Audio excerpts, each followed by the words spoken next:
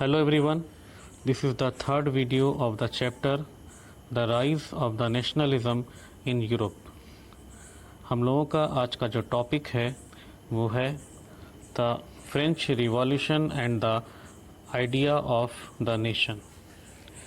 Students, हम लोग इस चैप्टर में नेशन और नेशनलिज्म के बारे में पढ़ रहे हैं।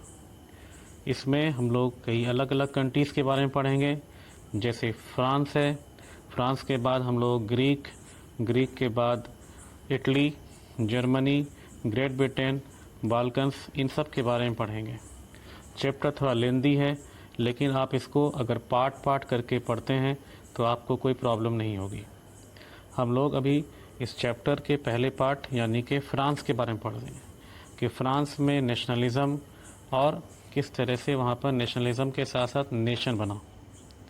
तो हम लोगों का जो चैप्टर है ये थोड़ा लेंदी है और इसको आपको थोड़ा ध्यान से पढ़ना है। तो जो टॉपिक हम लोगों का है the French revolution and the idea of nation, इसमें हम सभी लोग जानते हैं, क्लास 9th में पढ़ा है कि फ्रेंच रिवॉल्यूशन 1789 में हुआ। इस रिवॉल्यूशन में फ्रांस की आम जनता ने किंग लुई 16 के ख़िलाफ़ प्रोटेस्ट किया और डिमांड किया कि उन्हें डेमोक्रेसी चाहिए। फाइनली रिवॉल्यूशन सक्सेसफुल रहा और पावर का ट्रांसफ़र मोनार्की से सिटीजन्स के बीच हो गया। सिटीजन्स के बीच पावर हो जाने के बाद जो सबसे पहला काम था वो इन रिवॉल्यूशनरीज़ ने कुछ चेंजेस लाया। चेंजेस लाने का जो मेन मकसद था वो ये था कि लोगों में यूनिटी आए, एकजुटता आए और नेशनलिज़म क्रिएट हो। तो जो सबसे पहला जो सुधार किया गया, जो अमेंडमेंट्स किए गए वो ये थे कि यहाँ पर पहले फ्रांस को लोग राजा का रीजन मानते थे। अब वहाँ के लोगों को इस बात की तरफ ध्यान दिलाया गया कि फ्रांस सभी का है और फ्रांस को लोगों ने फादरलैंड माना। आइडिया ऑफ ला पैट्री एंड ली सिटोयन emphasizing the notion of a united community enjoying equal rights under a constitution।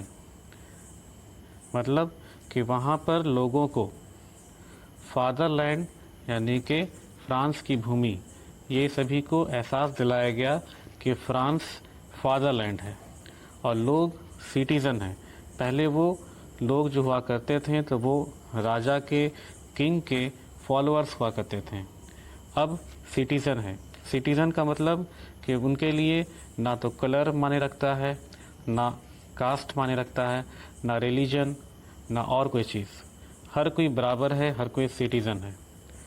इसके बाद जो दूसरा सुधार किया गया वो था वहाँ पर एक नया फ्लैग लाया गया। ये नया फ्लैग ट्राई कलर था और पहले वाले फ्लैग को हटा दिया गया। फ्लैग हमेशा से नेशनलिज़म को क्रिएट करने में बहुत बड़ा रोल प्ले किया है। तो इस तरह से दो सुधार जो हम लोगों ने अब तक पढ़ा, इससे फ्रांस में लोगों में एकजुटता आने लगी और नेशनलिज़म क्रिएट होने लगा। जो तीसरा सबसे मेन अमेंडमेंट था वो ये था कि हर स्टेट से स्टेट जनरल इलेक्ट किया गया और नेशनल असेंबली को फॉर्म किया गया, जहाँ प्रैक्टिस सिटीज़न आते थे और अपने कंट्री और इसके बारे में डिस्कस करते थे। फ्रेंच लैंग्वेज को नेशनल लैंग्वेज का दर्जा दिया गया। बुक में कहीं कहीं पर इसे कॉमन लैंग्वेज ही कहा जाता है, कि फिर भी हम लोगों को ये जानना है कि फ्रेंच लैंग्वेज को वहाँ पर अहमियत दी गई ताकि लोग फ्रेंच लैंग्वेज के बहाने अपने कंट्री के लिए देश प्रेम को जगाएं, नेशनलिज्म क्रिएट हो। वेट और मेजरमेंट से रिलेटेड यूनिफॉर्म लॉ बनाया गया। लोगों ने नेशनल एंथम कंपोज किया और ये नेशनल एंथम वहाँ के लोगों में नेशनलिज्म को क्रिएट करने में बहुत बड़ा अहम रोल प्ले किया। इंटरनल कस्टम ड्यूटीज़ और ड्यूज़ को एबॉलिश किया गया, यानी सामान को यहाँ से वहाँ ले जाने में जो टैक्स देना पड़ता था उसे भी एंड कर दिया गया। इतना ही नहीं, फ्रांस के लोगों ने ये डिसाइड किया कि वो ये नेशनलिज़म और नेशन का आइडिया यूरोप में हर जगह प्रचारित करेंगे।